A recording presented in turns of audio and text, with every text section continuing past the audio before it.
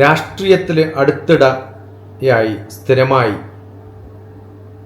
ഇടയ്ക്കിടയ്ക്ക് നമ്മൾ കേൾക്കുന്ന ഒരു വാക്കാണ് കുതിരക്കച്ചവടം. ഇത് ഇംഗ്ലീഷിലെ ഹോഴ്സ് ട്രേഡിംഗ് എന്ന പ്രയോഗത്തിൽ നിന്ന് മലയാള രൂപത്തിലേക്ക് വന്നതാണ്.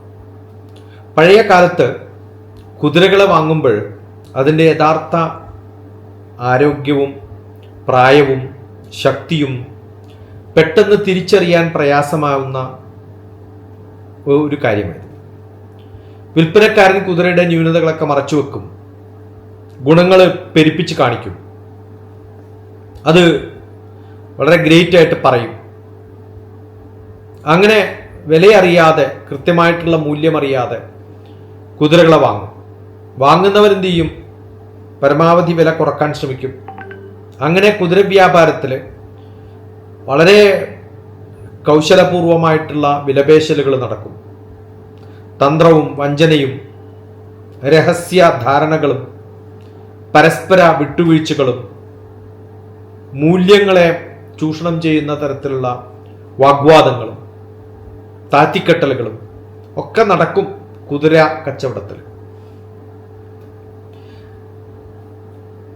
ഈ അറിഞ്ഞ ഇടപാടുകളുടെ കണക്കുകളുടെ ഒക്കെ കാലം വളരെ പണ്ട് 19-ാം നൂറ്റാണ്ടിൽ അമേരിക്കയിൽ ഹോഴ്സ് ട്രേഡിംഗ് എന്ന വളരെ സങ്കീർണമായിട്ടുള്ള സത്യസന്ധമല്ലാത്ത വിലപേശലിൻ്റെ ഉപമയായിട്ട് പ്രചാരത്തിൽ വന്നു ഈ ഒരു വാക്ക് ഹോഴ്സ് ട്രേഡിംഗ്.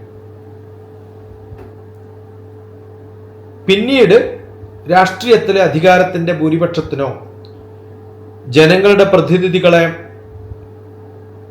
വാങ്ങാനോ പിന്തുണ നേടാനോ പണവും പദവിയും മന്ത്രിസ്ഥാനവും തുടർച്ചയായിട്ടുള്ള പല പല വാഗ്ദാനങ്ങളും നൽകാൻ തുടങ്ങി.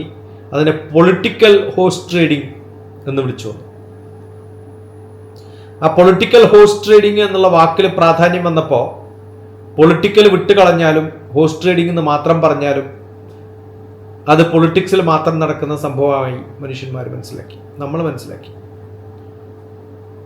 ഞങ്ങളുടെ പക്ഷത്ത് വന്നാൽ മന്ത്രിസ്ഥാനം നൽകാം, നിങ്ങളുടെ ബില്ലിനെ പിന്തുണച്ചാൽ, ഞങ്ങളുടെ ബില്ല് വോട്ട് ചെയ്ത് നശിപ്പിച്ചാലോ ജയിപ്പിച്ചാലോ ഒക്കെ.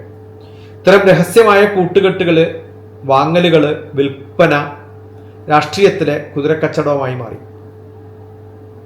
എന്നാൽ ഓരോ രാഷ്ട്രീയ ചർച്ചയ്ക്കും കുതിരക്കച്ചവടം ഉണ്ട് എന്ന് നമുക്ക് പറയാൻ വയ്യ. നയപരമായ സുതാര്യമായ സഖ്യ ചർച്ചകൾ ഉണ്ടാവും.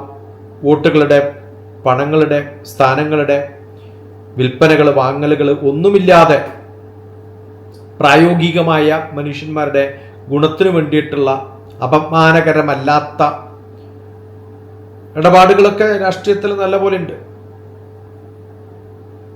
പക്ഷേ കുതിരക്കച്ചവടം എന്ന വാക്ക് കുതിരയെ വിലപേശി വാങ്ങുന്നത് പോലെ ജനപ്രതിനിധികളെ പിന്തുണ, അധികാരം, വോട്ട് വിലപേശി നേടുന്ന രാഷ്ട്രീയ ഇടപാടുകൾക്ക് കുതിരക്കച്ചവടം എന്ന പേര് വന്നു.